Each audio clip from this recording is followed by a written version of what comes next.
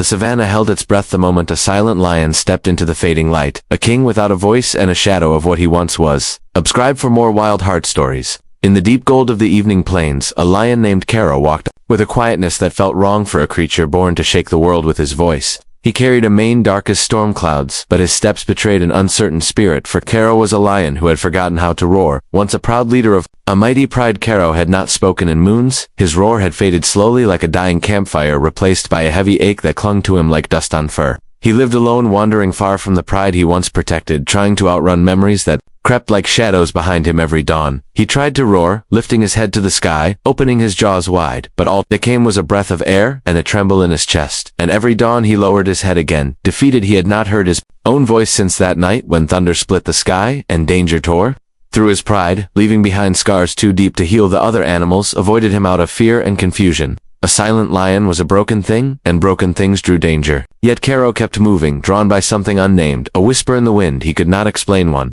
day, while following a trail near the tall grass, he heard a sound, faint, trembling, afraid. It was not a roar, not even close. It was more like a plea, a tiny cry shaped by hunger and loss. Caro froze, listening. The sound came again, softer, and then silence, followed by a heartbeat of fear that echoed in his bones. He stepped carefully forward, letting the grass part before him, and there, curled beside a fallen tree, was a tiny lion cub, mud on its fur, ribs thin, and eyes wide with a mixture of hope and terror. This cub could not have been more than a few weeks old, alone where no cub should ever be. The cub stared at Caro, its small body shaking. Caro felt its fear, and something inside him tightened like an old wound. Reopening, he knew loss, he knew abandonment, and the silence of being left where no one returned. The cub whimpered again, and without knowing why, Caro lay down, slowly pressing his heavy body to the earth to appear smaller, safer. He watched as the cub inched closer, one trembling step then another. The cub nudged Caro tentatively, as if asking a question without words. Caro lowered his head until their foreheads touched. A warmth spread through him, not painful but unfamiliar.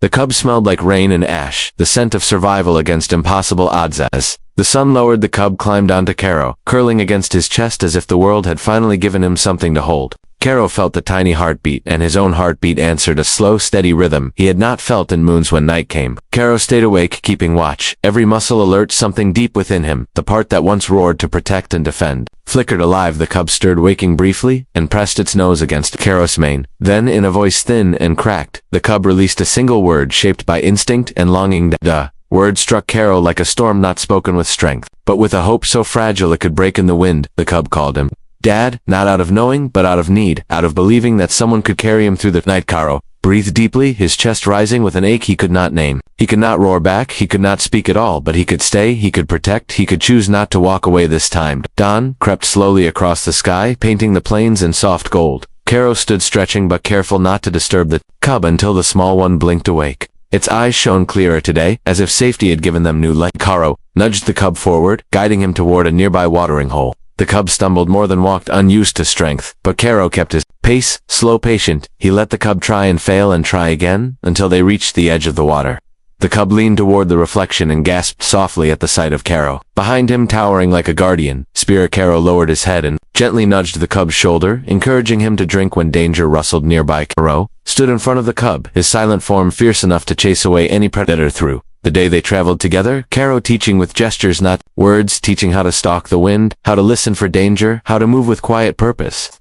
The cub followed every step, looking up every few moments as if to confirm that Caro truly remained beside him. When the sun lowered again, they reached an old abandoned den, a place the wind had forgotten. Caro swept the entrance with his great paws, then lay inside, forming a shelter around the cub.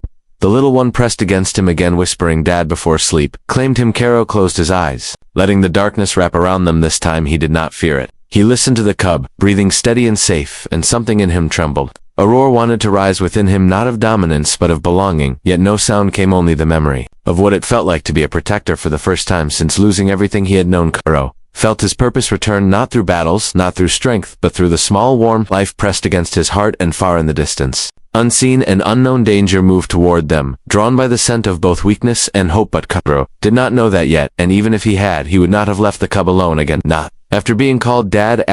Night settled heavy across the plains, wrapping everything in deep velvet shadows, and Caro kept watch over the small cub pressed against his chest.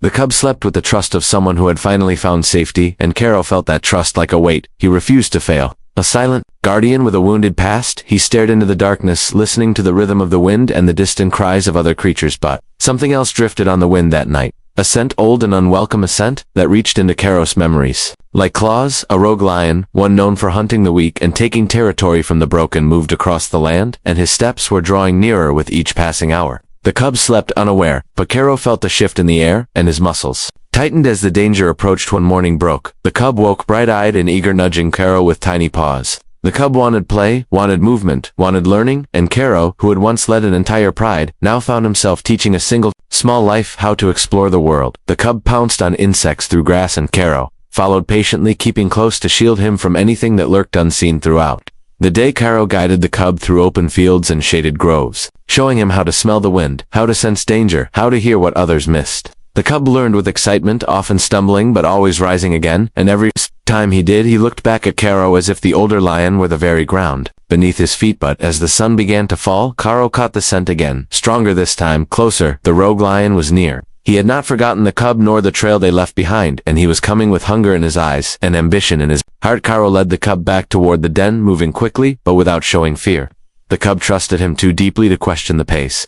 They reached the den just as the first low growl rolled across the plains. The cub froze, fear trembling through his small frame, and he pressed against Karo's leg. Karo felt that tremble, and something within him ignited, not anger, not rage, but a fierce determination born from the word he could not forget. Dad. The rogue appeared from the tall grass, a massive lion with scars crossing his face and pride glowing in his stare. He looked at Karo, and then at the cub, and a cruel hunger curled in his eyes.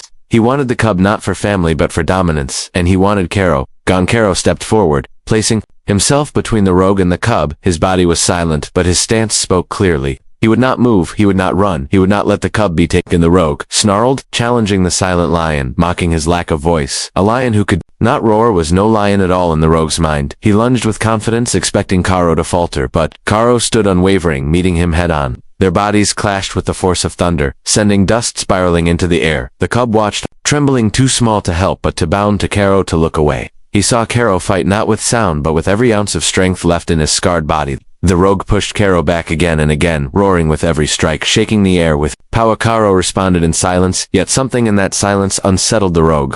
It was the silence of pain transformed into resolve, the silence of a lion who had lost everything and still stood. The battle stretched on dust, clouding the sky, claws scraping across earth until the rogue pinned Karo to the ground, pressing weight against his throat. The cub cried out, running forward before fear snapped him back. His small voice cracked through the chaos. Dad. The word cut through Karo like lightning. It surged through his bones, through old wounds, through every part of him that had withered. He felt something inside him unlock a door in his chest, long sealed by grief and silence. For the first time in moons, Karo felt his roar rise not from his throat but from his soul. It fought upward against fear, against pain, pushing through the darkness that had held it captive. He opened his jaws wide as the rogue pressed harder, expecting victory, and then the roar came. It started low, shaking loose stones, then rose into the sky like a storm exploding across the plains. A roar filled with memory, filled with loss, filled with love and purpose. A roar that had been buried, now unleashed in full strength.